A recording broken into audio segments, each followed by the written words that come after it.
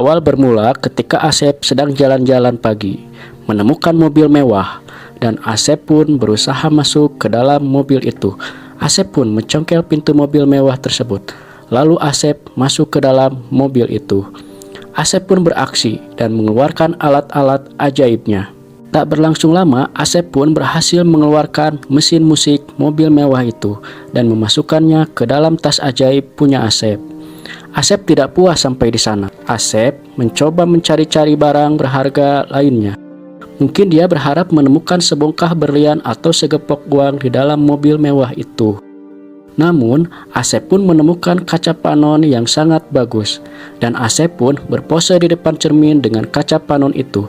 Asep merasa keren. Tapi kemudian Asep malah berbuat nakal di mobil. Dia malah kencing di dalam mobil mewah itu. Dengan muka yang mesum, Asep pun pipis dengan tertawa dan terbahak-bahak sendiri. Sesudah enak pipis, Asep pun sembunyi karena takut ada yang melihat. Tapi alangkah terkejutnya Asep, ternyata mobil yang ia garasak itu terkunci dan Asep pun bingung. Asep terus mencoba membuka pintu mobil itu dengan cara membuka pintu-pintu yang lain. Dengan muka panik, Asep terus mencoba membuka pintu mobil itu. Segala tenaga dikeluarkan Asep. Tenaga dalam dan tenaga luar. Asep terus membuka pintu mobil. Sekarang, dia mencoba membuka pintu belakang namun hasilnya masih tetap nihil dan tidak bisa dibuka. Dengan nada ngos-ngosan, Asep masuk ke bagian kursi belakang mobil itu. Asep mencoba mencari peralatan ajaib. Tanpa pikir panjang, Asep tidak berpikir itu di belakang pipisnya Asep. Asep mencoba dengan kekuatan kaki sambil mengeluarkan jurus kaki. Asep terus menendang-nendang kaca belakang mobil itu, namun sia-sia. Asep pun mencoba kaca bagian pinggir mobil itu. Dengan kekuatan 1000 kaki, Asep terus mencoba membuka pintu mobil tersebut. Asep terus ke depan ke belakang menendang-nendang kaca mobil. Tetap saja hasilnya 0 besar. Tendangan-tendangan maut Asep semua sia-sia. Asep pun mencoba menyalakan mobil itu. Namun hasilnya tetap nggak bisa nyala. Asep tiba-tiba kaget karena ada ibu-ibu yang lewat dan Asep pun bersembunyi. Karena takut ketahuan, alih-alih minta tolong malah sembunyi. Asep teringat kalau di mobil ada alat-alat darurat. Sontak Asep ke bagian belakang dan Asep menemukan alat ajaib yang disimpan pemilik mobil itu. Lalu Asep mencoba memukul-mukul kaca mobil itu dengan alat ajaib itu.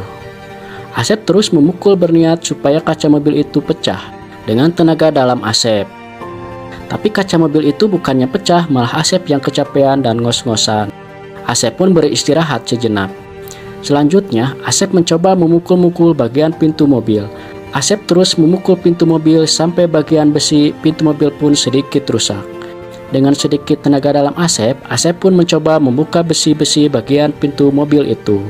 Dan akhirnya, berkat tenaga dalam Asep, pintu mobil pun ada yang coplok. Berharap ada kunci yang bisa ditarik di dalam mobil itu. Tapi naas, tangan Asep malah terluka dan berdarah. Akibat tergores sama besi pintu bagian dalamnya. Asep pun mengerang kesakitan. Dengan nada emosi, Asep terus mencoba memukul-mukul pintu mobil itu. Kemudian, Asep mencoba membuka bagian lantai mobil itu. Dia membuka tikar mobil itu. Alangkah terkejutnya Asep, di bawah tikar mobil itu sudah dilas dan Asep pun bengong.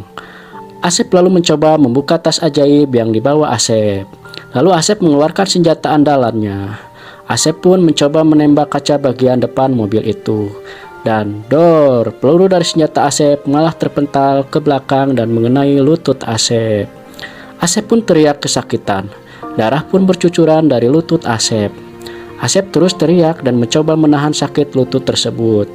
Lalu Asep pun membuka baju pink yang dipakai Asep untuk membalut luka tembak Asep di lututnya. Dengan muka kesakitan dan penuh kepanikan, Asep pun terdiam sejenak. Lalu Asep membuka kantong ajaibnya dan mencari ponsel milik Asep. Asep pun menghubungi teman dekatnya, tapi Asep keburu melihat gadis kantor sedang make up di kaca mobil. Dengan muka ragu antara memanggil atau tidak, Asep cuma melihat gadis itu. Tapi gadis itu tidak melihat ada orang di dalam mobil dan akhirnya pergi. Asep pun teriak-teriak, namun gadis itu tidak menghiraukannya karena tidak tahu. Asep mencoba mengambil HP lagi, tapi sayang HP-nya lowbat. Lalu Asep pun diam sambil minum. Dengan botol minum yang sangat sedikit, Asep terus minum tanpa henti karena Asep kehausan. Tak lama kemudian, malam pun tiba. Asep masih tetap di dalam mobil itu. Dengan darah yang terus ngocor dan suasana malam yang begitu dingin, Asep sendirian di dalam mobil, sambil menahan sakit sampai tertidur.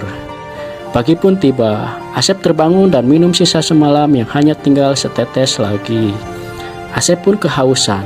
Dan melihat kaca mobil sudah berembun dengan badan yang lemas, Asep cuma bisa nulis-nulis di kaca mobil, berharap ada yang melihat ke dalam mobil. Tak beberapa lama, suara radio berbunyi, dan Asep pun mencoba menekan-nekan radio mobil itu berharap ada yang bisa dihubungi. Tapi Asep malah mendengar suara musik, dan Asep pun sedikit menikmati alunan musik tersebut.